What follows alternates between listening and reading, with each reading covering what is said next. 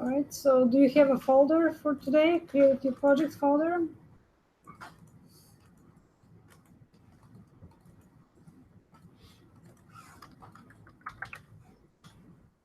Are we going to be doing a different exercise, or are we? We're going to do different examples of different conditions and so on. So there'll be pairs of two files, but not interrelated. Okay. So nothing related to what we did on Monday? No. Good question. All right, and then set your project folder to the one for today.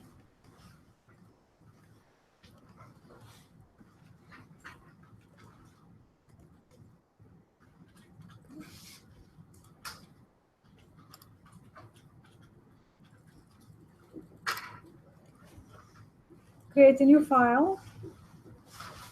Just get my glasses here.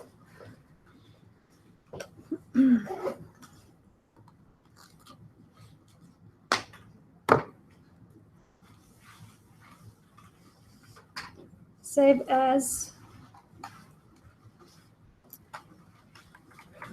comp-operator.html, and then the JavaScript file with the same name but the JS extension.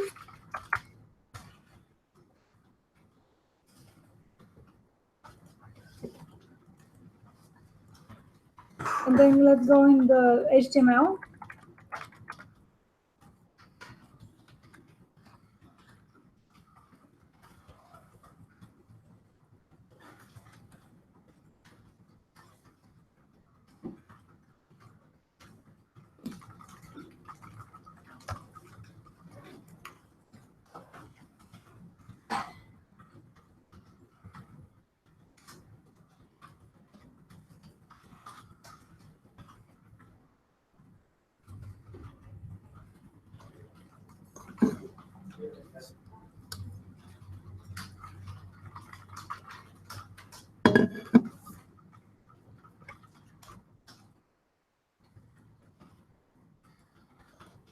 And lastly, the script tag.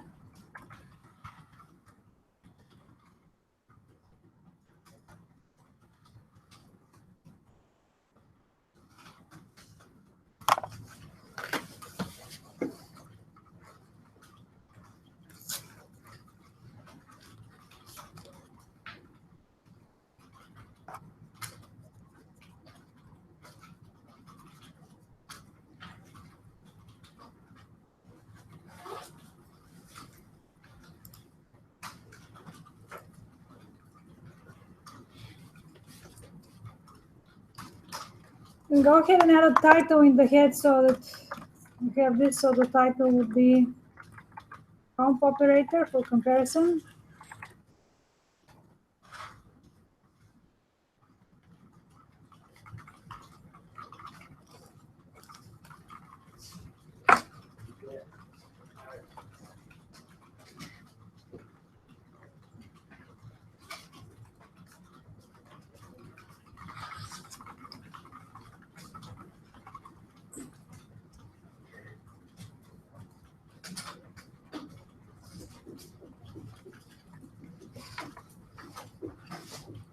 All right, let's open the JavaScript file. So we're going to create several variables here, and they're going to represent existing high scores in a mock video game, and then the current score, and we're going to compare the current score versus the high score on record. And then if the current score is higher than the high score on record, update the page. So that's the example here. So create a variable for 1 is 90.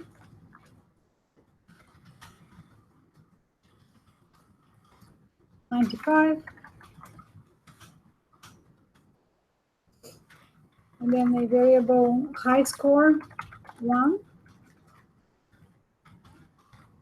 75.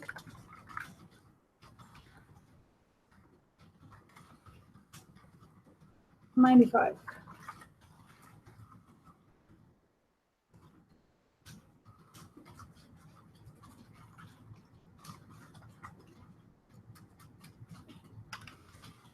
And now we're going to check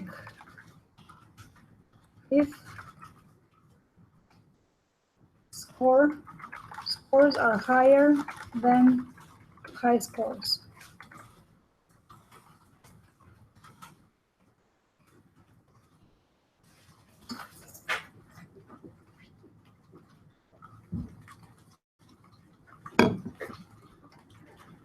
So variable comparison is equal to score 1 plus score 2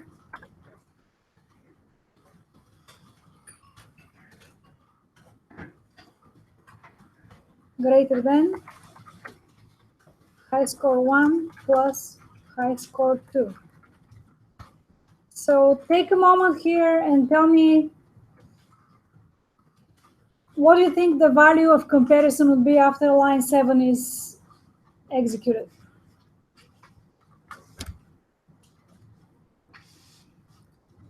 What type and what value? It's going to be true, right? Any questions why Dana said what he said? Cause addition.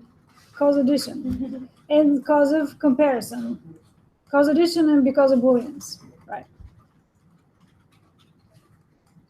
So again, if we're using relational operators, I guess that's what, yeah, so because of addition for sure. But the point I wanted to make also was that if we're using relational operators result in Boolean true or false. In this case, cause of addition, this happens to be true. Is this clear to everyone? All right. In this case, then we're just going to verify what Dana said by putting it on the page and see if it does indeed say true. So go ahead and we're going to write the message to the page.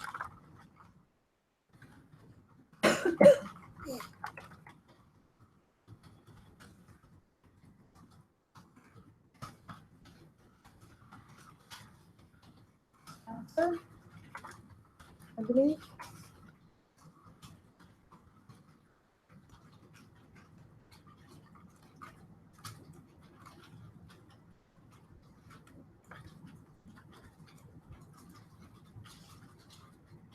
Drag it to just under words. Yeah. There you go. Thank you. Okay. So yeah, this answer.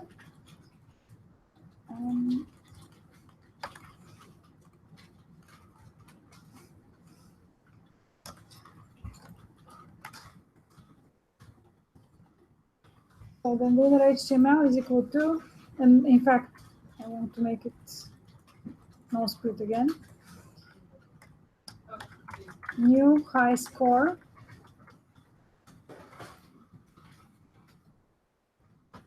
plus comparison. So save this and let's test it out.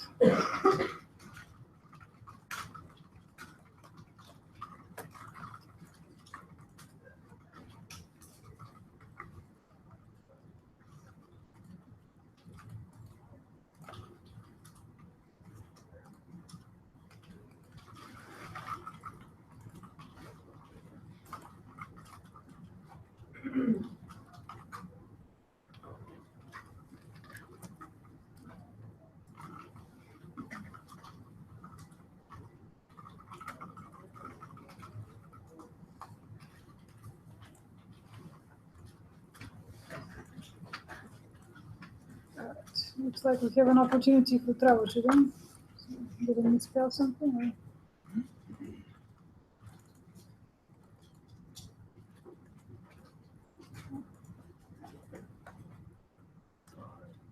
Let's see here. Oh, I thought I said both.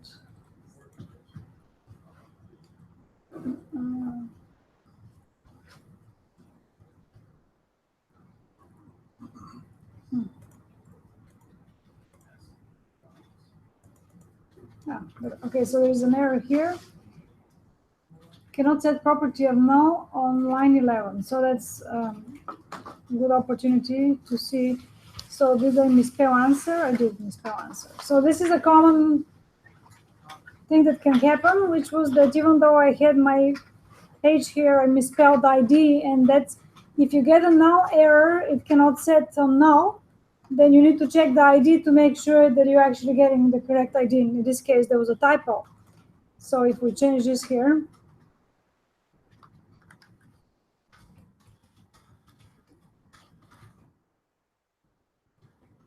this should solve it and save all.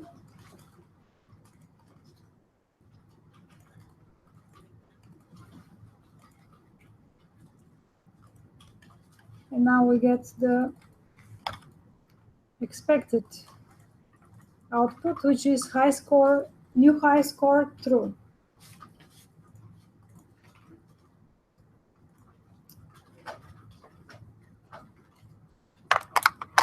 So after we get this working, make change to the scores so that the new high score reports false. Make change to the code or to the scores, whatever you deem necessary, and have it so that the page says new high score false instead of true.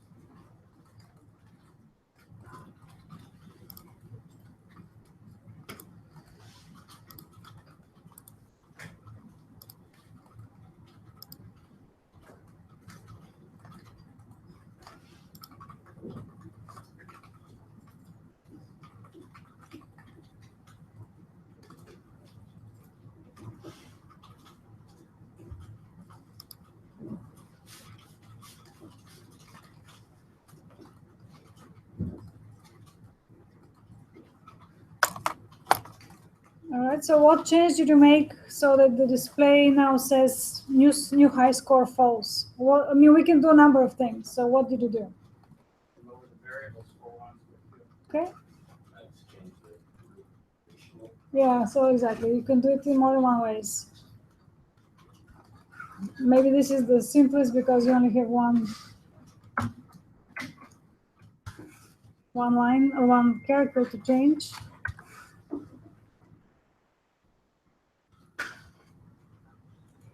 And as you can see now, if we change it so that it's testing whether the new scores are less than the high scores, that's not true, it's false, and therefore new high scores says false now. All right, any questions? All right. I believe last time we didn't have time to do the logical end. That's what I seem to remember. Let's do this now. So who remembers the rule? If you have a logical end, what was the rule, the logical rule? If you have A and B, they both have to be true. Otherwise, the expression that's using the end would result in false. But if they're both true, is the only case they'll be true. So let's see what this would look like. Here's what I'm thinking. The HTML is going to remain the same. And we just need to change the JavaScript.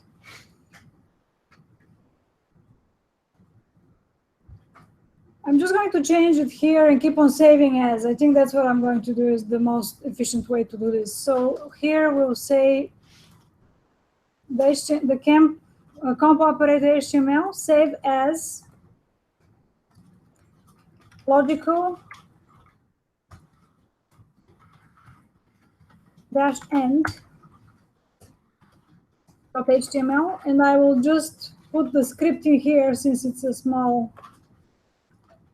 file anyway. So we'll do it like that. And we get to reuse our HTML. Okay.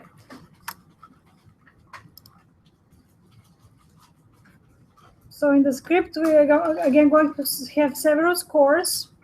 And we're going to, what we want to check now is we want to check individually if the user passed, if the user score for round one is higher than the current high score, and if the second score is higher than the current second score on record. So we need to do something different here, but let's declare the variables. So score 1 is equal to 8.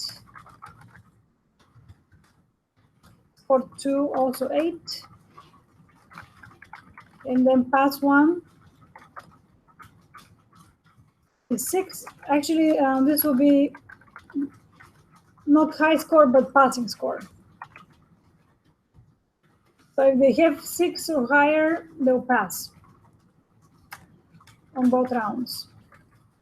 And then check if user passed both rounds.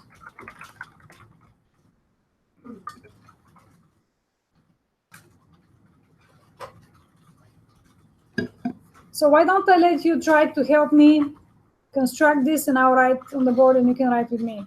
So if we wanted to check the individual scores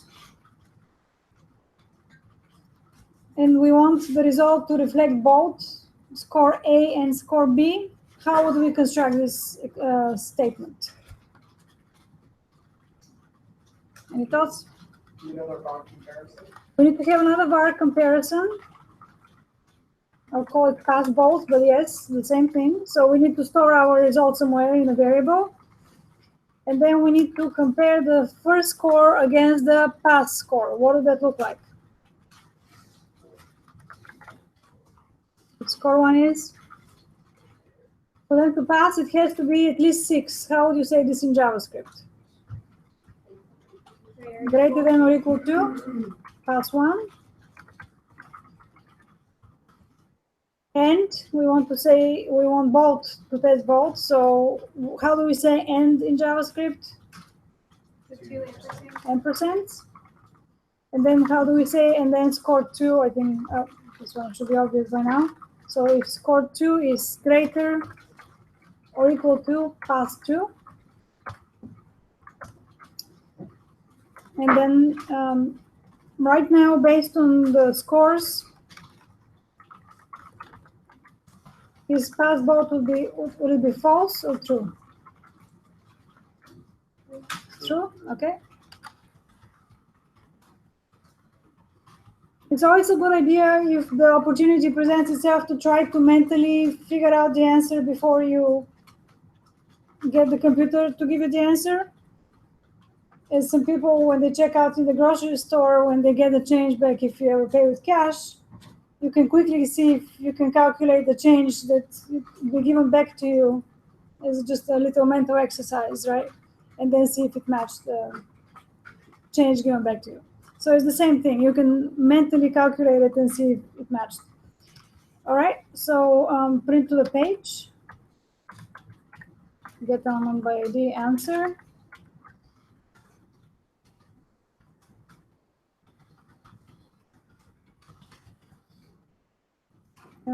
Let's see. Sorry, and we need to create this message that we're printing. So create message, we'll go above printing the message. So var message is equal to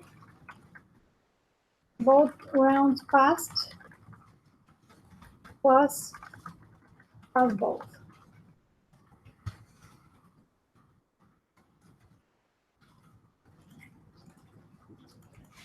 Let's see, how is this?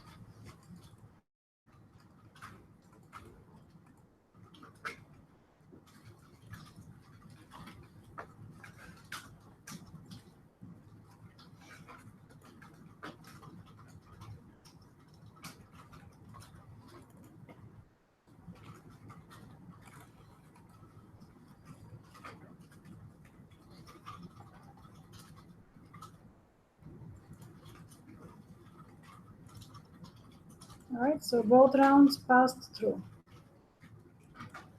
Questions?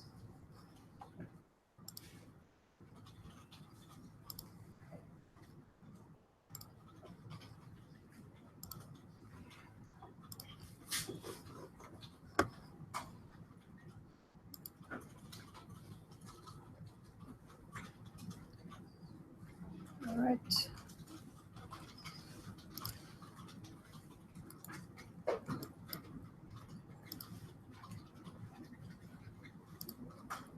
So let's do an example with a switch statement. If you recall last time from the lecture, there are two ways I mentioned that you can describe decisions in JavaScript. One of them is with the if then, else if, and else. Or do you remember what was the other language structure that we can use?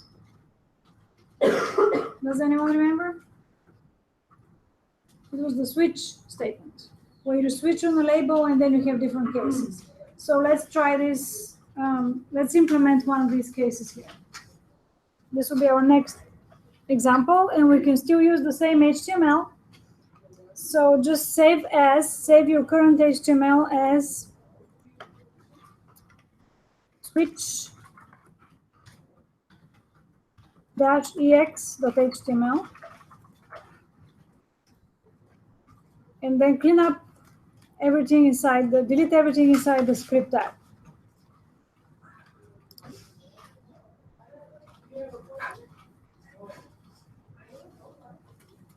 Okay, so now we're going to have the variable message and a variable level, which we set to 2.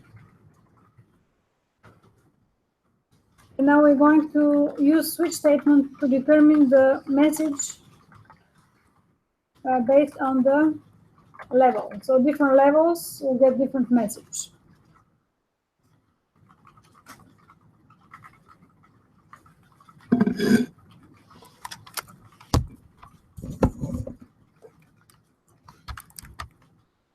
So the keyword here is switch. And you switch on the variable, in this case level. And then you have cases. And your entire switch statement is contained inside curly braces. So this all goes together. So inside the curly braces, then you have different cases. So case 1, the message will be good luck on the first test. If they're on level 1, you just want to print the message, but you don't want to continue going through the messages of the other levels, and therefore we say the break keyword is used to say if this case was executed, then break, instead of keep on going through the different additional cases. And this is the use of the break statement. Also note that when you're writing a case, you have your case, and then it's required that it's followed by a column. This is the syntax, the grammar that JavaScript wants you to use. And then we have another case, case 2. It's going to have a different message. Second of 3.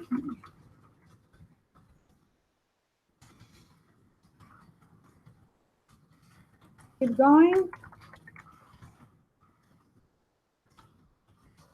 And again, break. Case 3.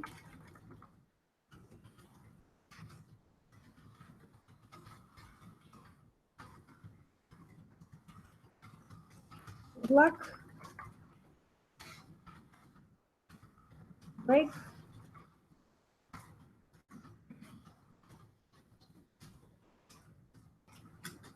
And then just in the if statement, we have the else, which is for any other case that was not accounted for previously. We have the default statement in switch statement.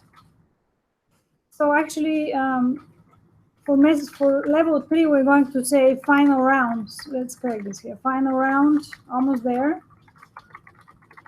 And then the generic message, if they put something else, is going to say good luck.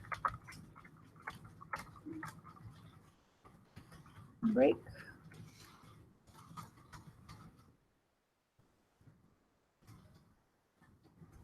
And then you exit your switch statement. And then we're going to print the message.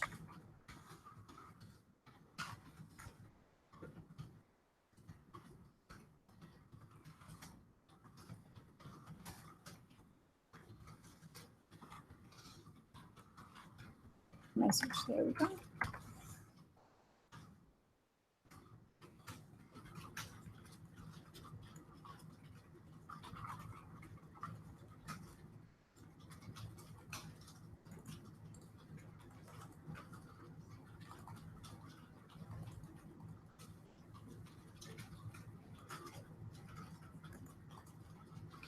So based on the level which we set to 2, the message we get is second of 3, keep going, right? And then if you change your level, if I change it to 5, what should I get? The default, which is good luck, right?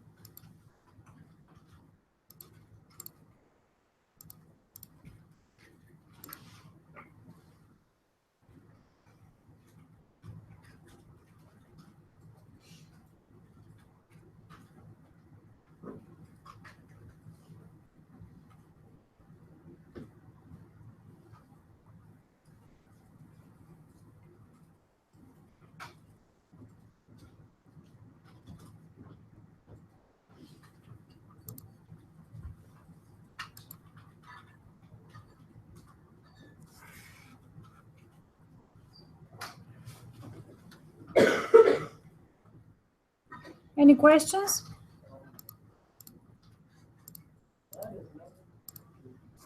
Are you getting any error message? Not getting an error message, I'm getting nothing. Okay. So you look for, if you're getting nothing,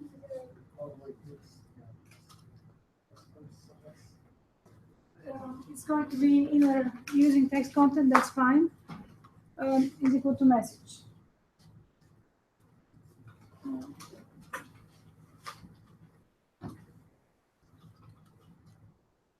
Okay, so actually I do have a little project for you to do before we do more examples together.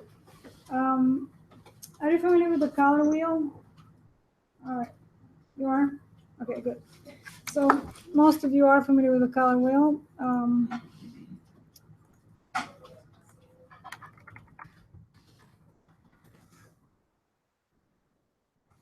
Let's see here. Maybe.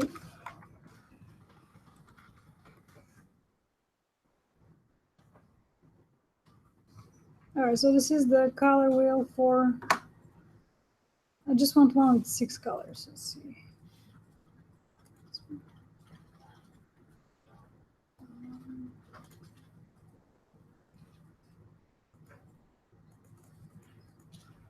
Okay, so I would like you to write a switch statement, to use a switch statement to write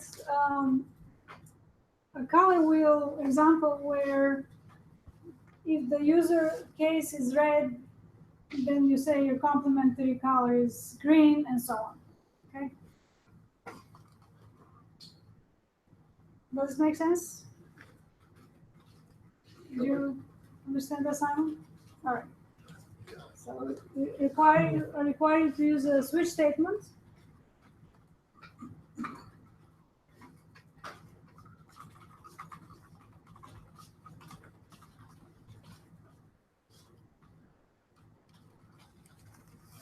And then if the user says pink, if the label is pink, then you're going to say, sorry, I don't know the complementary color. So I can't handle the default. It's an entirely new file.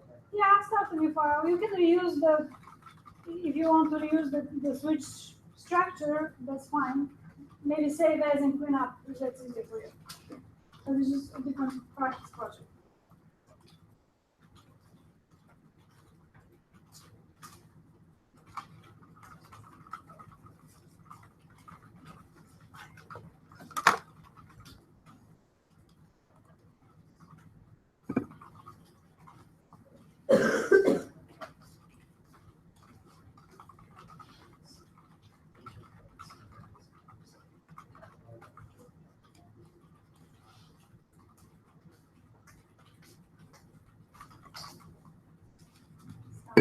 Yes. You say that we should get user to enter the code, or we? If you want to, I was thinking you can just hard code it, but you can certainly take it to the next level.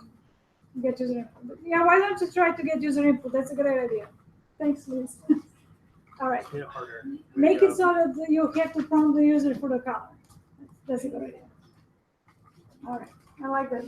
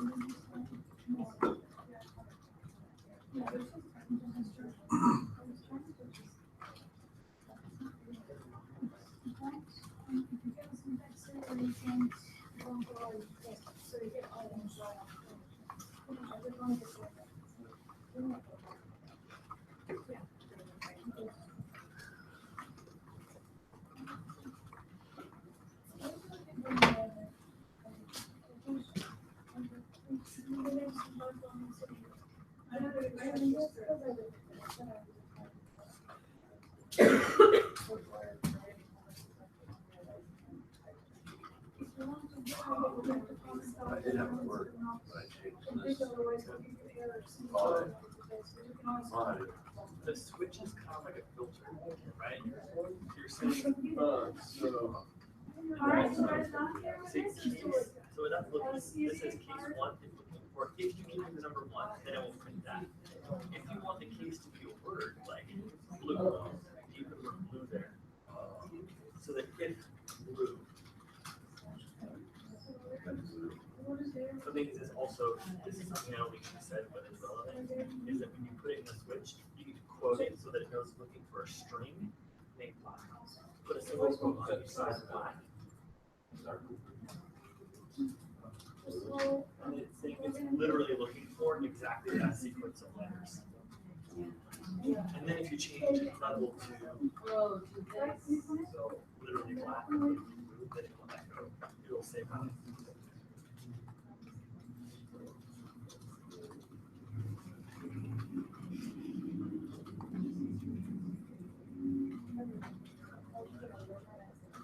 Quick quote around your orange.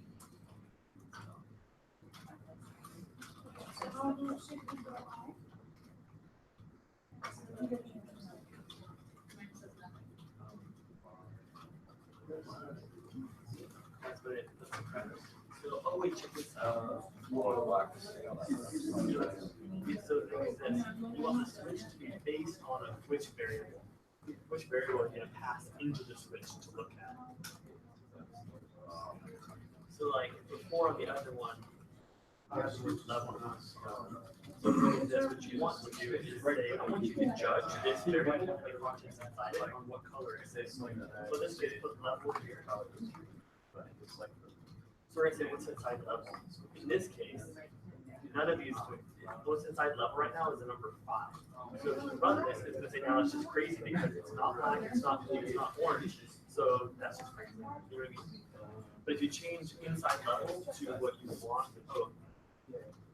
check this out. Actually, you could, to make this easier on yourself, just delete line 13. I just changed 5. And then what you want to pass through the switch is the variable task. You want it to judge what whatever somebody puts inside that. Judge. Now try it. Now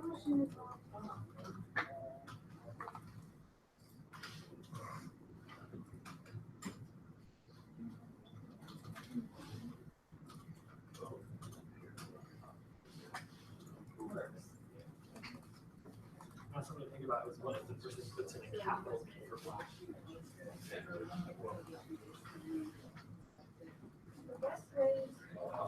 Because it's literally looking for lowercase. So yesterday we did all those straight ones. If you want, you can do something by, or you need a semicolon right there. You can take this one like the prompt, put dollars, and then you can add a function to it that is called to lowercase over here. On the outside of the parentheses. The outside of the parentheses. Put dot.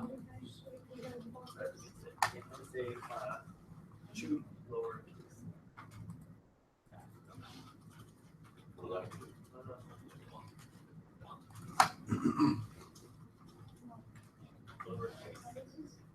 Hold up that.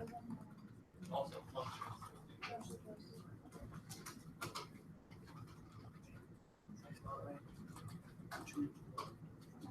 Yeah, that's right.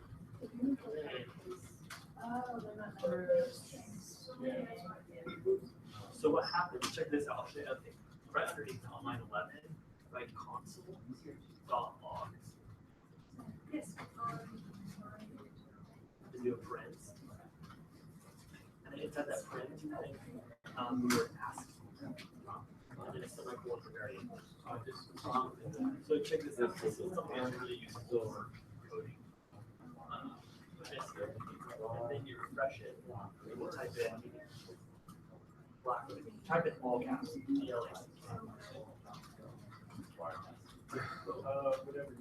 So it works. And if you look, what console.log does is it says, I'm going to tell you what I see behind this container. What it sees is the lowercase, and that's because you added this function on the end. It said that you should put something in here. Before you throw it into there, I want you to make it all lowercase. So if you do capital B, lowercase L, capital A, lowercase k, ck, it will take all those letters and make them lowercase, and then put them in my answer.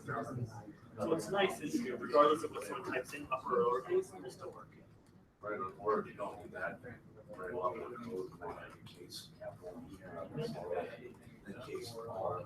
Yeah, well, I would think how much work that would be, that, you know, do each one. Yeah, yeah, or two uppercase, which is like usually when you type in your email address, sometimes people will do uppercase A for the beginning of the email address, but what they do is they throw it into all lowercase no matter what you type. So it just goes into uppercase or lowercase. But your password is case sensitive. They don't do that with the password.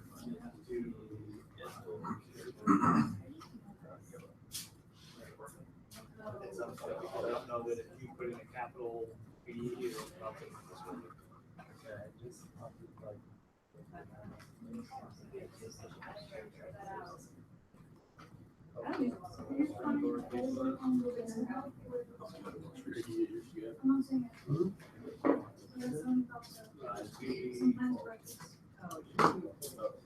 It's just two lowercase, yeah, but you would just do, yeah.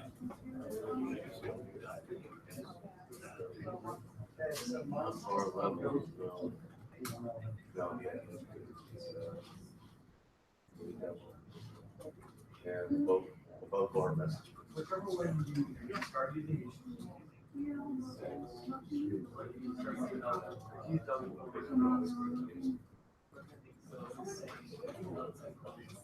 Up in far out.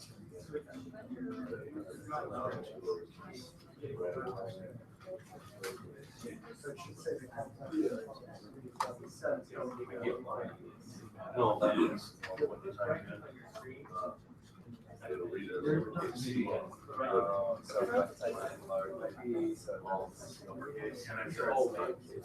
It'll still say that's a fine choice.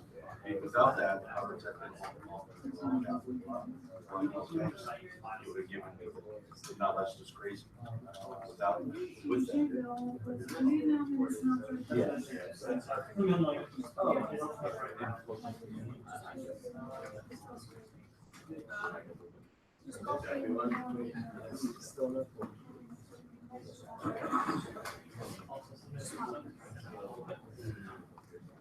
All right. Are you still? Some of you are still working on this, or are we all done?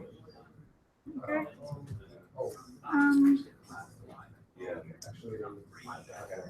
right. Well, I have a couple troubleshooting things I'm working on, so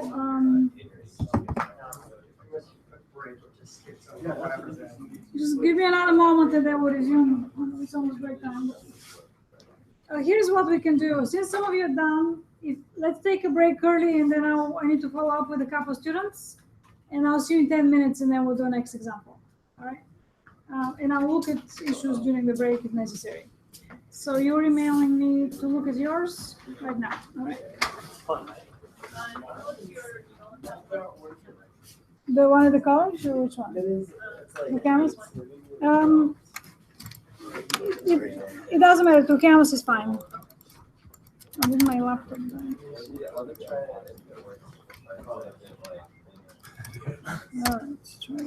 Thanks so much for that dark matter article, by the way. Oh, yeah, I liked your response. It was witty. Yeah. Yeah, yes.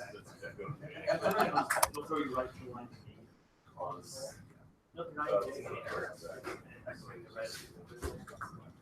No.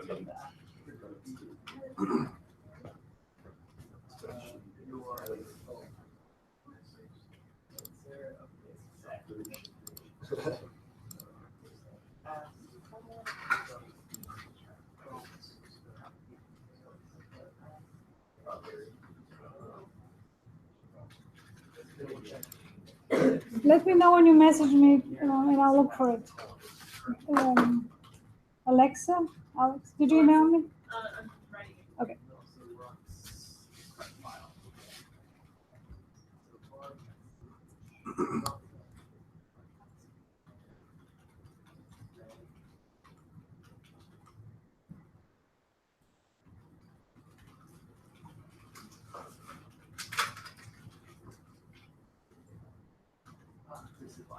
Because you're saying string to lowercase.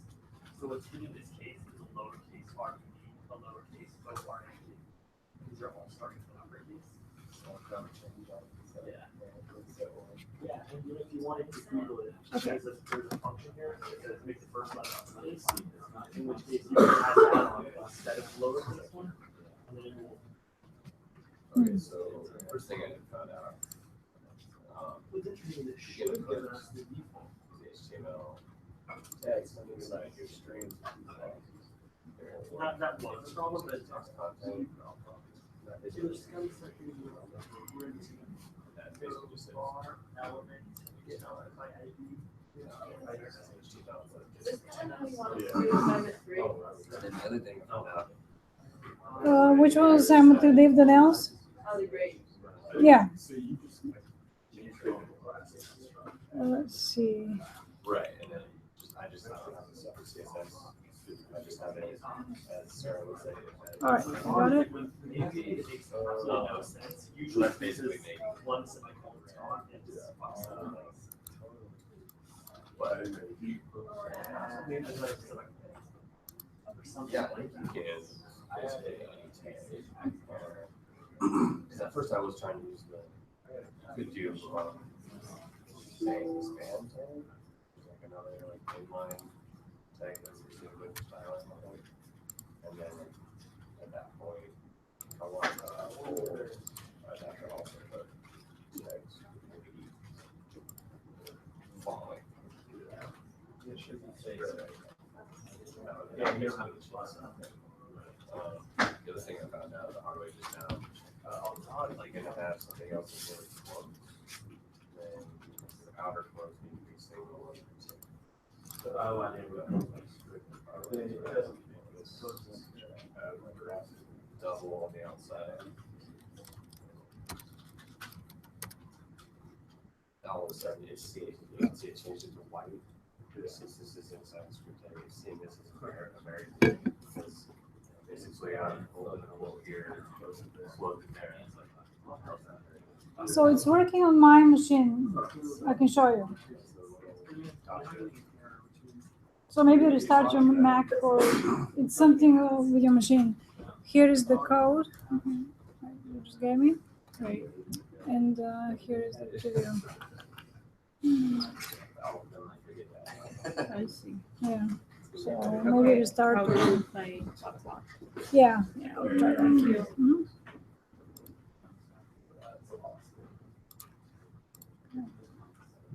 So it's cool, you know, up to 12 is working because it's printing.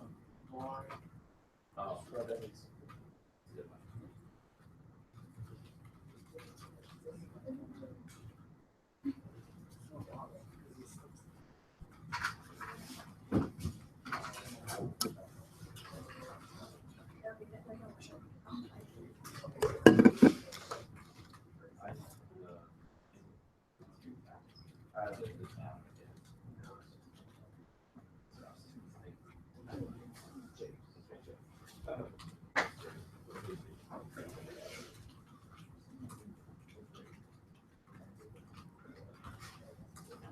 So,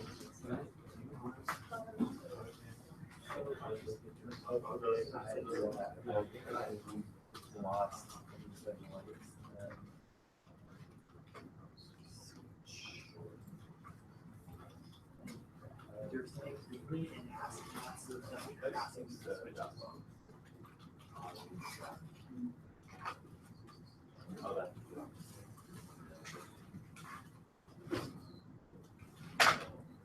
there's gotta be something, there's gotta be like a syntax error because it's not throwing some errors. It's gonna be that or it's logical. So before the one that I had as far as the lowercase, the 2 upper, that was good.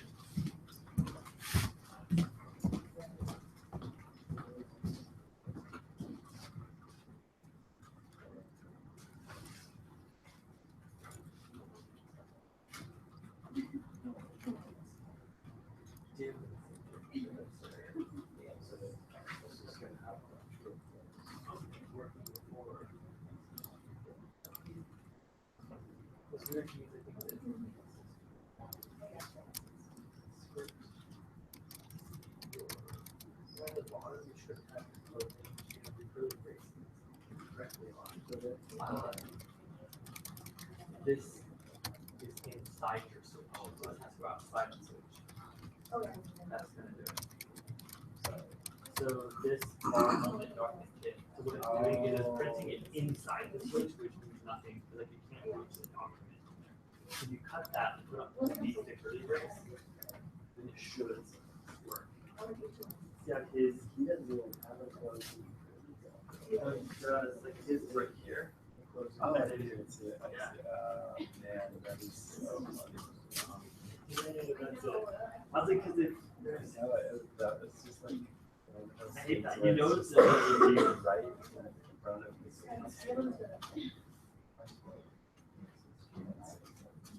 now it works.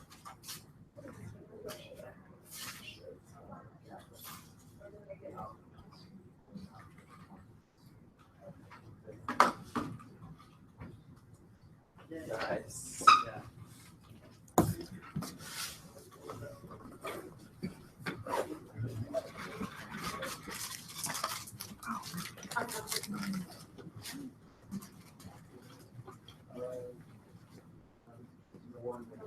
There you go.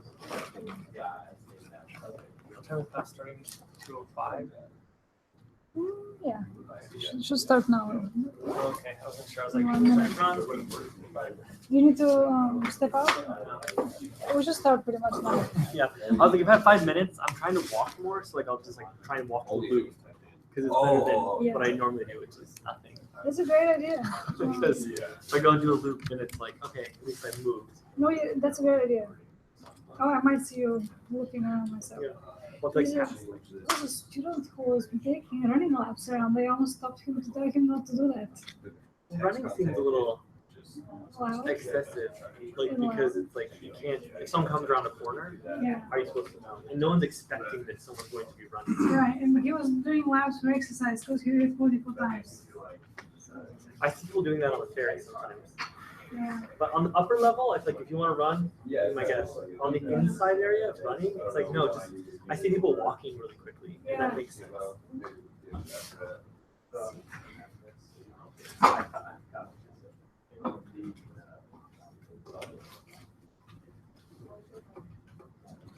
It stinks. That's a great idea. Okay, cool. I'm also fidgety by nature, so I do move a lot, but it's easy to forget. I've gained 10 pounds since I've started doing school. And it's because I feel like I go from working in a bakery standing up all day. Right now I sit down almost all the time. You can see it, so That's good. It's I mean, good I'm to- not, I feel like 10 pounds is like, that sucks, but it's not the end of the world. So, you're fine. yeah, I'll try. I just am trying to be conscious of like, okay, if I ran more, if I got up. Right. That's the main thing, being conscious. I have a friend who worked in Korea at a middle school, and the principal was a guy, and it was an all-girls school. And the principal, when he became principal, she said that she was teaching there. He came in, and the first thing he did was install a scale to see how much you weigh at the end of every hallway. And there's 3 main hallways, and she was like, "Oh my gosh, this is so sexist and inappropriate." And she was talking to the students about it and being like, "Why is this acceptable?" And all the students were like, "We love it because we're now aware of how much we weigh. Like we just check and they base how much they're going to eat based on how much they weigh," which I feel like is kind of like encouraging an eating disorder. But she said that eating disorders in their culture and at the school really wasn't an issue. It's not an issue there. Yeah. Very interesting. It's But a they different said that approach. people Yeah. felt like they were healthier because they were cognizant of what they weighed, whereas they said that most people didn't have a scale. But I just would wonder at an all-boys school, you know, and if they did, I feel like, well, I guess like they're being fair and they're trying to teach healthy habits. Right. But if it's only at the girls' school, and you're like, It's a bit Sounds well like- sexist. yeah. That's right. Very interesting. Oops. Yeah. All right, let's resume.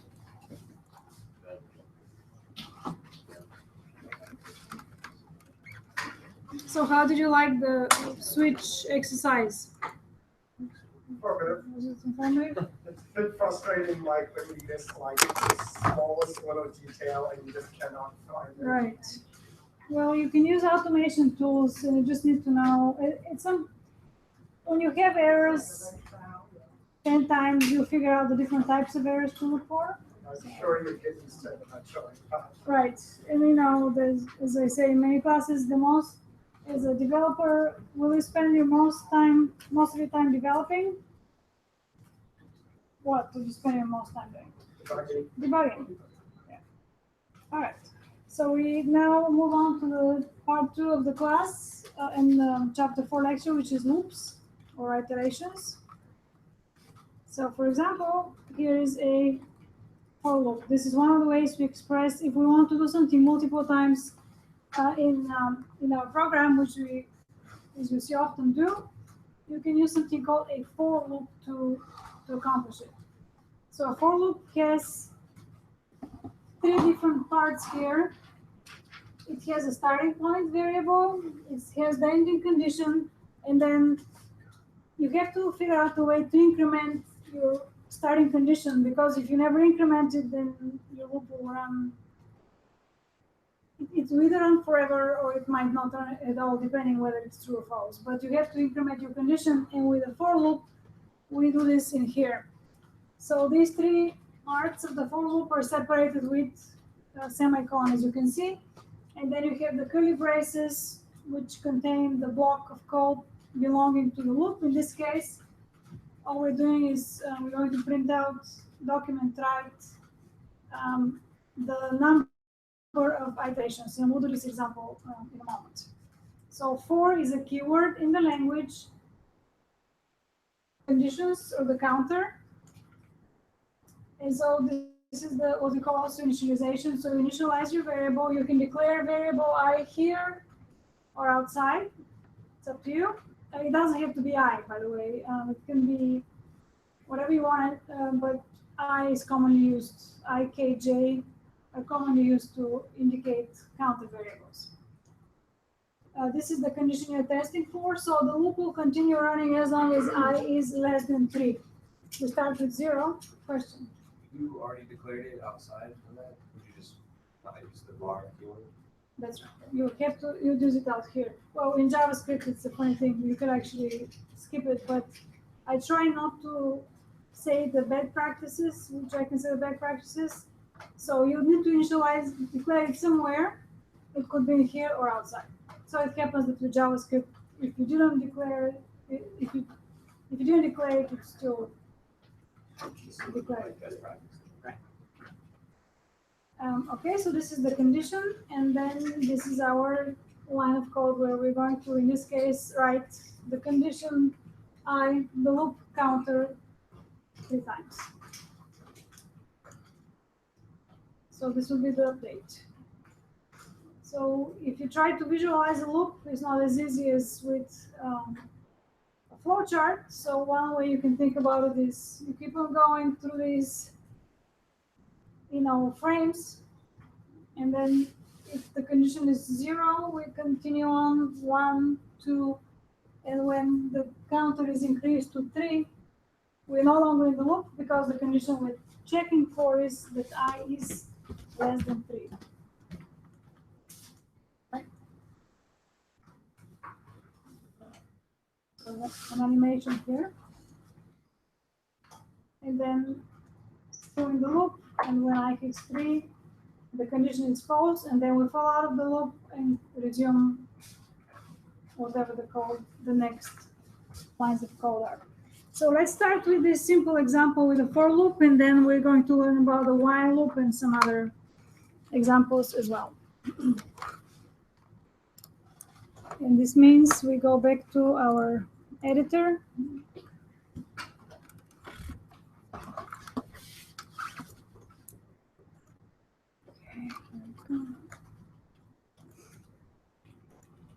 So create a new file. This will be save as for loop, for-loop.html.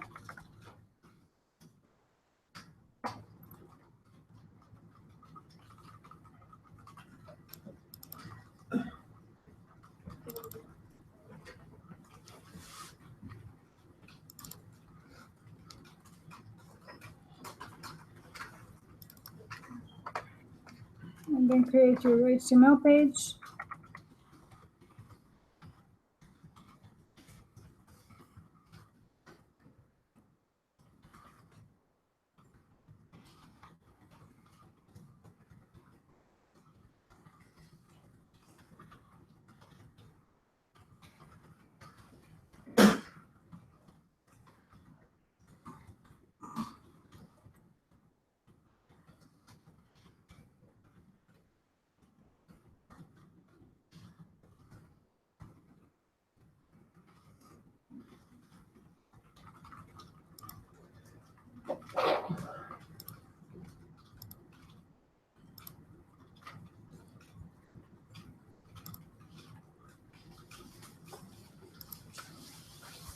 Okay. So in the script tag,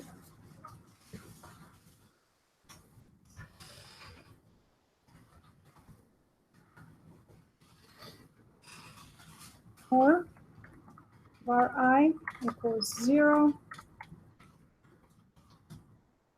I less than 3. Let's make it less than 10, actually.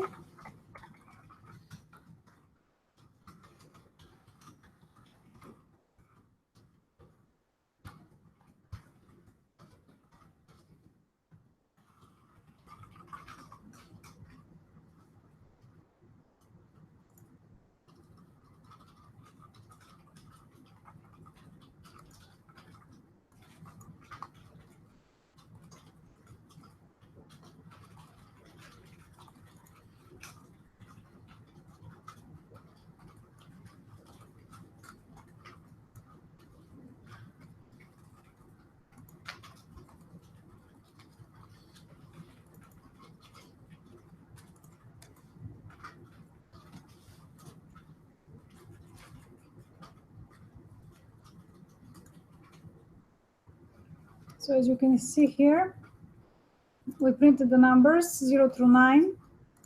And we could also, to see those better, we could say write line, which will print each number on a separate line. Again, save it, or what is going on here? Save all.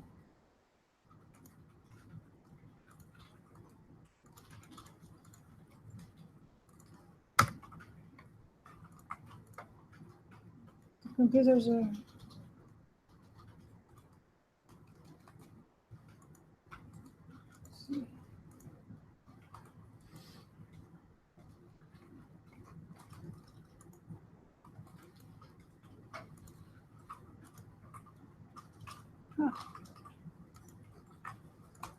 okay.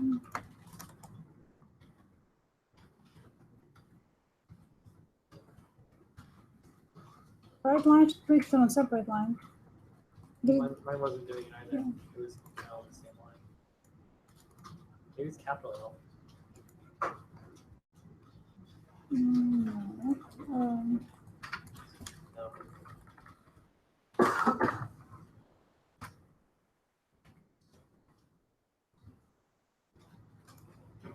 It's space. There's a space there. I'm not even confident this is updating and refreshing. So let's see. Where the cache perhaps? Yeah, that's what I'm thinking.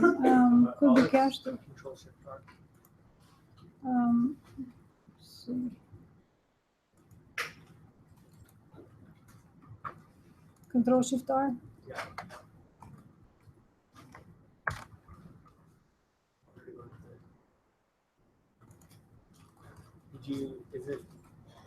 Did you write LN? Yeah, that's the correct answer. Oh, you got a break though. Well, I did. I would think you don't need to have a break there, right? Yeah. So something is not. But if you do write, is that I should? Oh, it should be. Write should be in a single. So write should print to the page on a single line, and so they would all be on the same line. Write line should print them one under the other, but it's not doing it. It should do it. So I guess I feel like there is something off with the machine. Mine doesn't do it either though. If I do the right. Maybe do inner HTML. Yeah, I mean we can do it differently. But at the very least, then if we said, oh, I think that the BR maybe should have been here. Maybe that's why. I think I had the BR outside of the.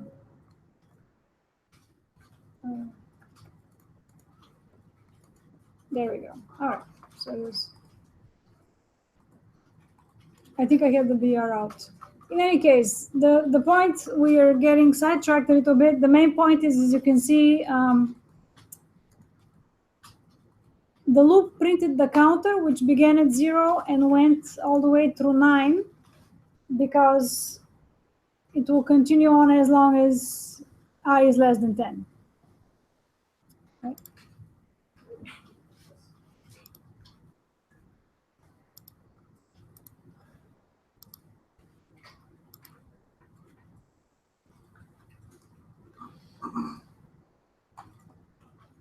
right, let's do a different, better example with a for loop.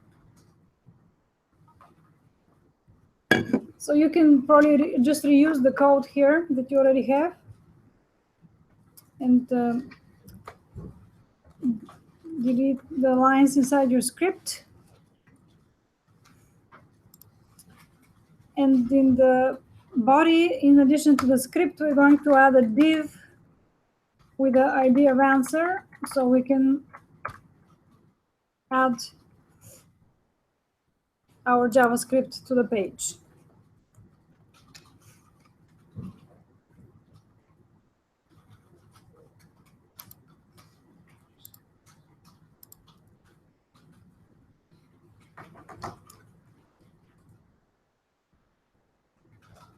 So this example is going to allow us to work with an array, use the length of the array as the ending condition of a loop, which is a common practice, and then display the scores from this array to the user. So we're going to start in the, if you go inside your script tag and write the variable scores, which is an array. It's going to contain 3 scores, 24, 32, and 17. And this is an array of scores.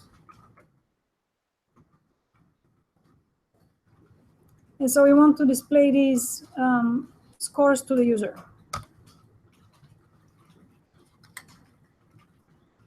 Storing the scores in an array is better than in individual variables because they're logically related and essentially they lend themselves well to being described as a list, which is what the array is. All right. And then we're going to create a variable array length, which is going to equal to scores, which is the name of the array dot length. So just like the string has a length property that tells you the length of the string, the array has a length property that tells you the length of the array, which in this case is 3. We have 3 elements here. But the beauty of using the property is that if you change the number of elements when you call length, you don't have to change anything else because it will dynamically tell you the length. If you change it to contain 100 scores, it would still be the same, right? Then we're going to have a variable round number starting at 0. That's the current round, and a variable message initialized to an empty string. Next, we're going to loop through items in the array.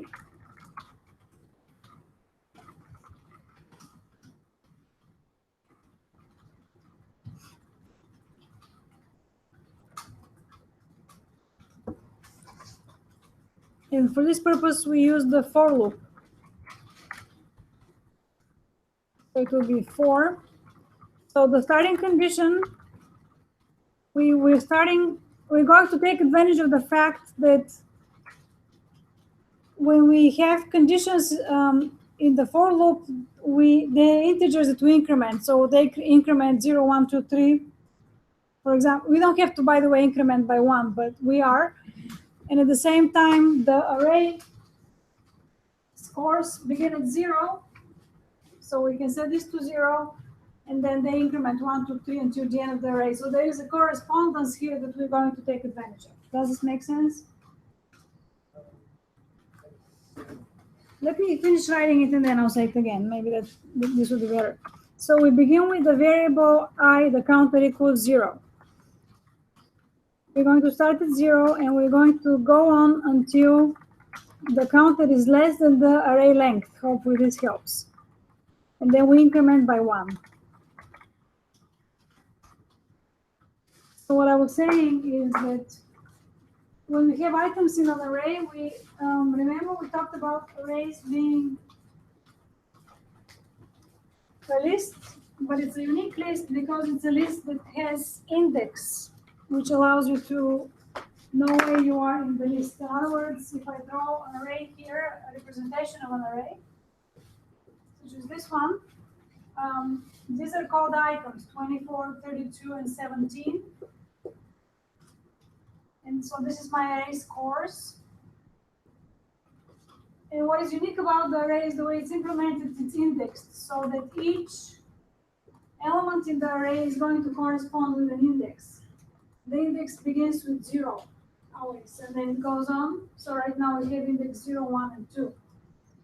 And then when we have the loop, we can start with 0, which corresponds, and then we're going to go until the length of the array, which is 3. So we take advantage of this correspondence. Classes. All right, and then there is a slight complication though, which is that arrays are 0-based, right? So they start with index 0, but when we display to the user, normally we display starting at which number? Do we start with 0 or 1? Normally we start at 1 with humans. So we're going to add 1 to current round so that the display is shifted to start at 1 for the user as opposed to 0. So round number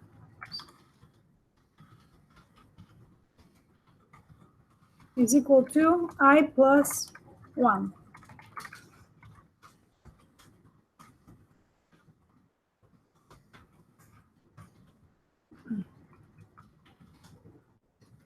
Next, we're going to write the current round, the message. So message plus equal round space plus current round plus 1.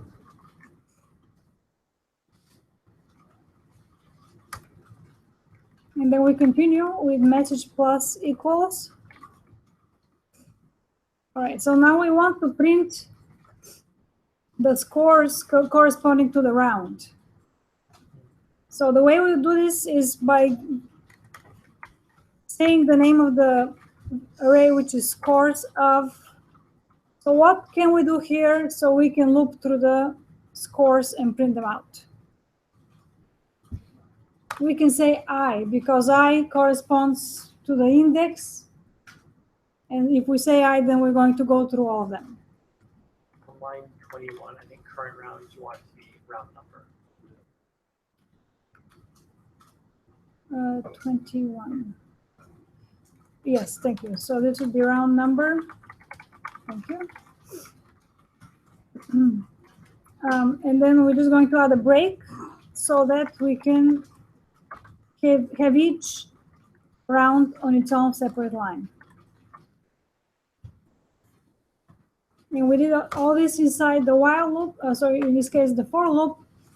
And then we need to print this to the user. So we're going to do the document get element by ID of answer.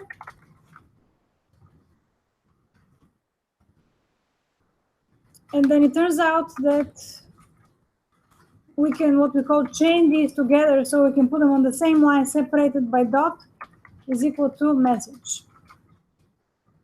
So we don't have any variable to hold it for later use, but we don't need to have this for later use. We just need to print it to the screen. So save, test.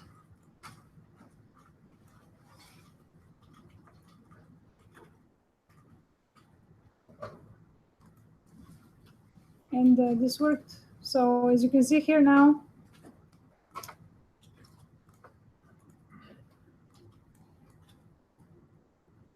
can you see it okay? Here, let's see if I can increase. So the output from the following code is the rounds and then the corresponding values from the array. And if we didn't have line 18, it would say round 0, 1, and 2. So take a moment to study this and then ask any questions you might have.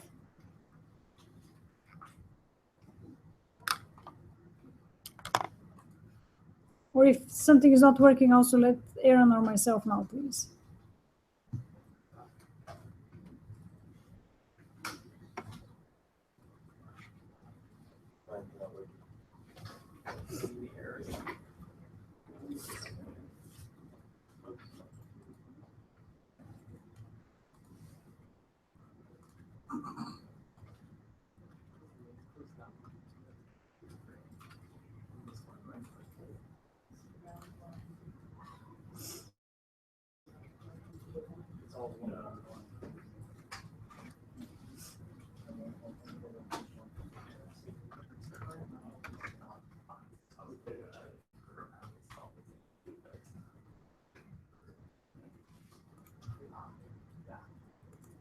So I want to show you something else real quick. So I just added, I can keep on adding numbers here to the array.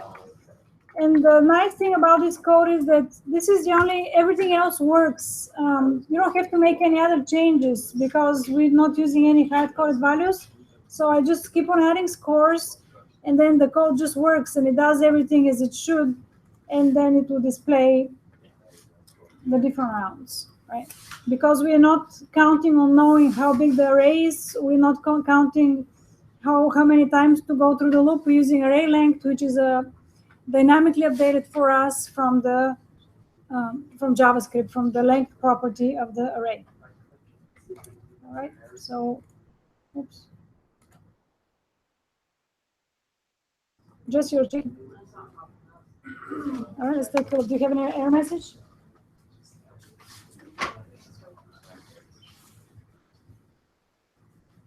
The error message should show up in.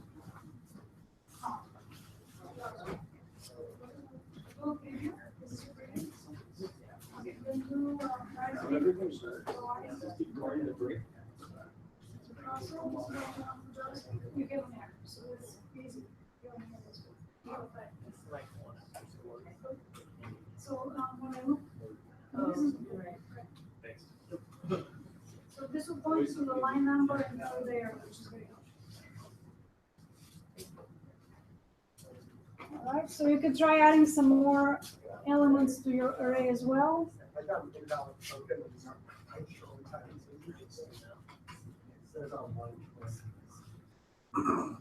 Oh, message column. So this would be equal. It's not a column here. It's the opposite of what you had last time. Remember what happened with your problem at the end. So I'll a few more rounds and then test it to see if it still works. So line 26, that whole line needs to go above your curly brace. Curly brace.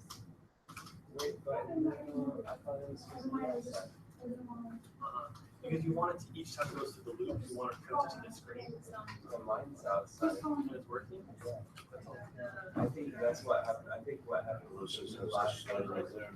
I think Mine's inside and it's working. Okay, so maybe that's not it. last time mine was inside.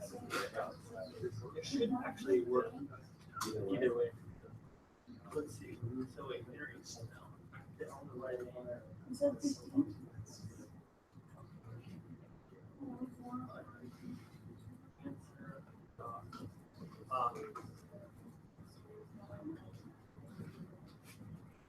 Right here, ID equals answer. So basically, it's saying that this node is empty, and it's not empty. There's like it should exist in the document. Oh look, we now know that it works inside or outside because mine's inside. What's interesting to me is like logically, I wasn't inside just because like each time it goes through the loop, it'll print it. Just go through the loop, print it. Can I ask you all if you want me to look at something, make your font size bigger because I just can't see it. But the reason it's accumulating it inside, and once it goes out of the loop, it's bringing all of them in a row because we have this break time. I saw this. Just the brackets, so it's- It's fun. So it might be amazing. Because you get to see all different types of errors. So useful. It might say it's on 15, but it might be on serious. Sometimes it's broken. So like you said, 3 fonts are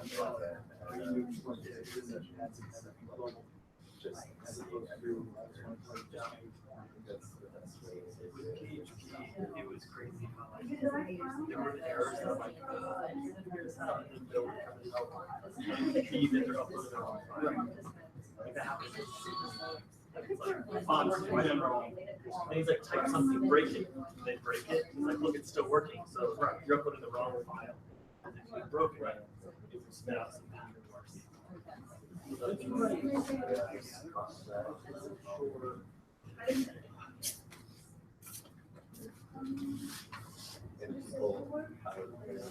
already saying stuff in a weird place, like it's a random place. So I always remember where you are. I try to be like really annoying ridiculous with how I say it, because I just want it to be like a 3-year-old can look at it and be like, so cute, follow my trail. Yeah. It's like No, I didn't see you for a long time. this class, A1, this is like. Yeah. And that's how I do it too. I feel like if you don't have a saving structure, then you're just making a mess that later you're gonna have no idea about. And then like a year from now, 2 years from now, I'm like going back to it. I just I feel that much shit now.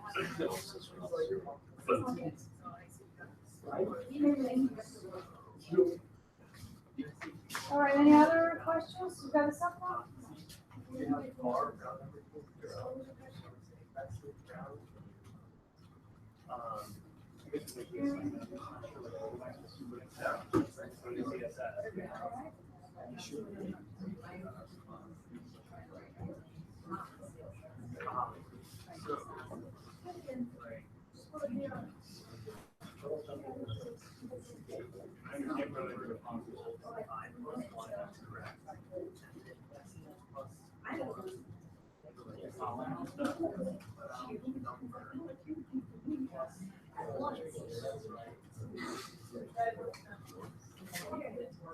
Yeah, so you can do a message plus. And then we are.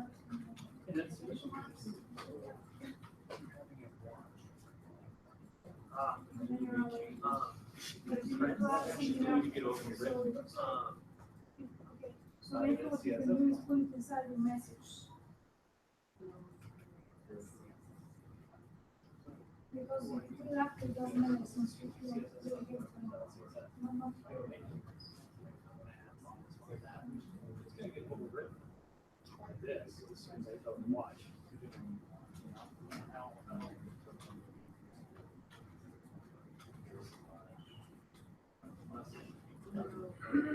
That's another way. The backslash is also fine. You can use it. That's the new one. So if you want to do a backslash n, Sounds, yeah, trying to figure that out. There are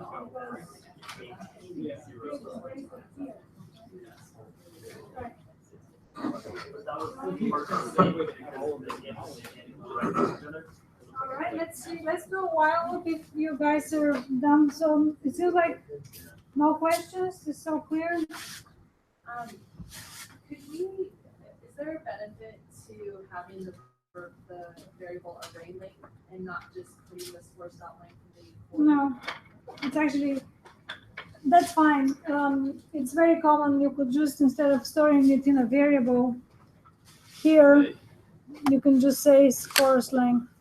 There is no inherent advantage to that because we're not using it anywhere else. Good point. So you could just say like this. That would work exactly the same.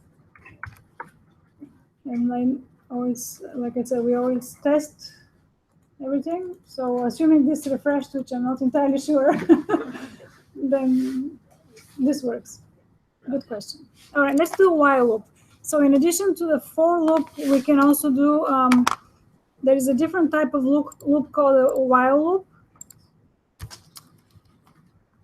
And with the while loop you'd use when you don't know necessarily how many times something would run, but you know that it needs to run while certain condition is true. So let's take a look here. So create a new file, please, or maybe, let's see, let's just do this, save as while dash loop .html, and then delete everything in the script tag.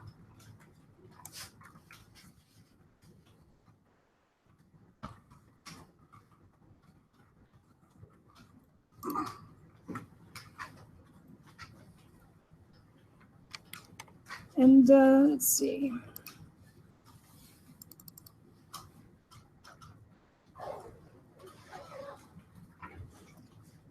So we're going to have a variable message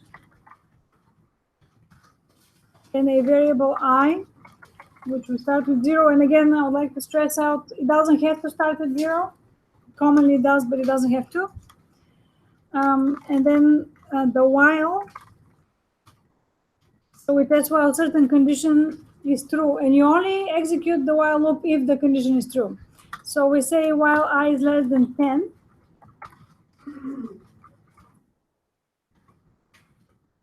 message plus equals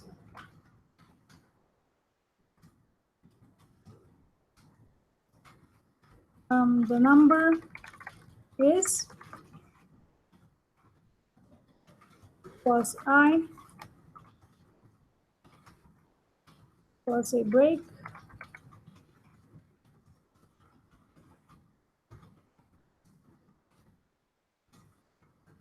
and so we have the same consideration, which is we need to have a way of incrementing I, otherwise we're going to create what we call an infinite loop, which runs forever or until your resources on your system are exhausted. So to increment the counter, we'll do I plus plus inside the loop. We have to do this inside the loop, curly braces, to increment it. And then after that, we can print out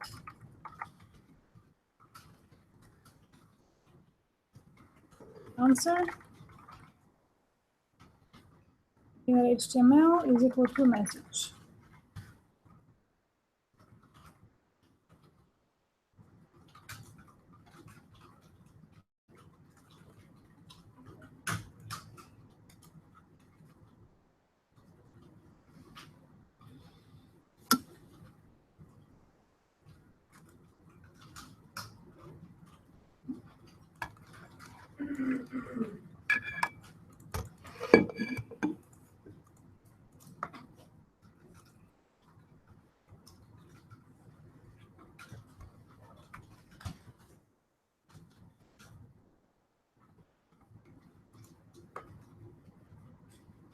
Okay, this is correct. So here is the result from the while loop, and as you can see again, it increments and then prints the counter in this case.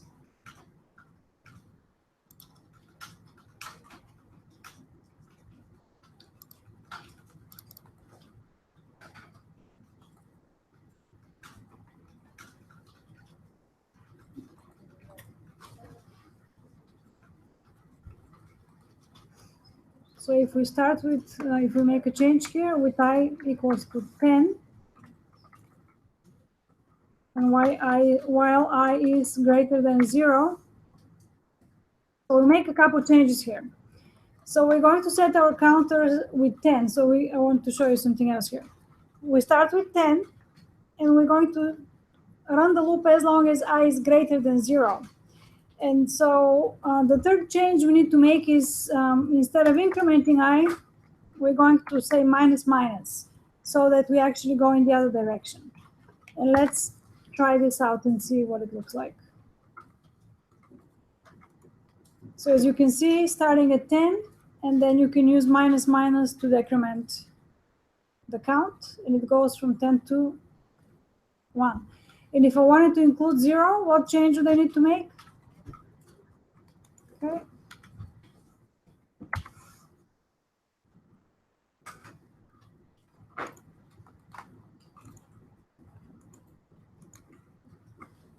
And now the inclusive 0 included it. Okay. So again, the while loop only executes if this is if the condition is true. In other words, if I make I equals -5, let me just make sure. So if we so if I is -5, we're never going to go in the loop because the condition is not true to begin with. Does this make sense? Right. Now there is a different type of loop besides the while loop. Sometimes you want the user sometimes you want something to always happen at least once, right? In this case, there is a do while loop which will go in once, no matter if the condition is true or not. And for the last example, just a few lines here, we are going to save as do dash while dash loop.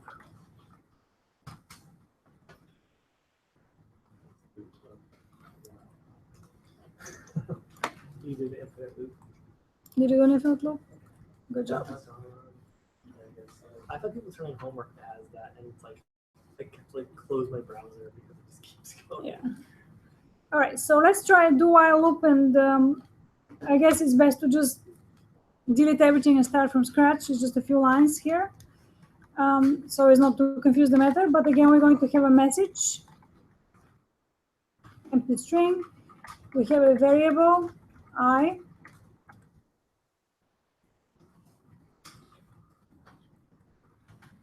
Equals to 0. And then do. So here is the different syntax. So now we have do. And then we're going to put the body of the loop in the do section. And then at the end, you check a condition. So for example, while I is less than 10. And if we do it while I is less than 10. If we structure it like that, then it's going to always go once, no matter if the condition is true or not. And then message is going to equal to the number is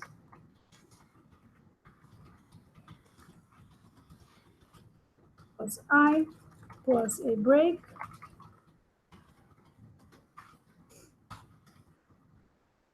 I plus plus.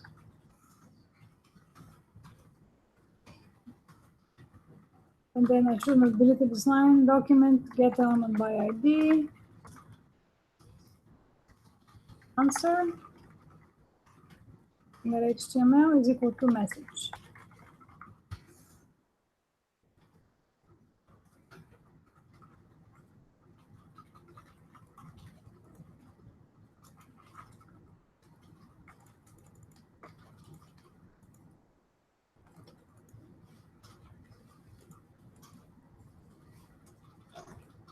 Plus equal.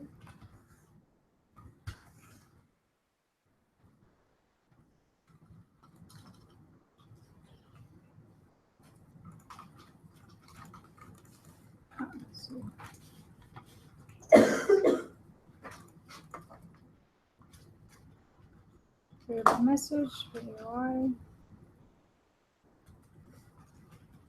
Plus I, while I is less than 10.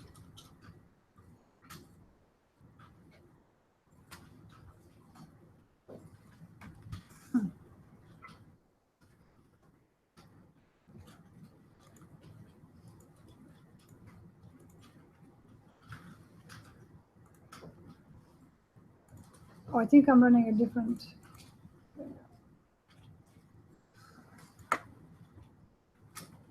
All right, so here is the output.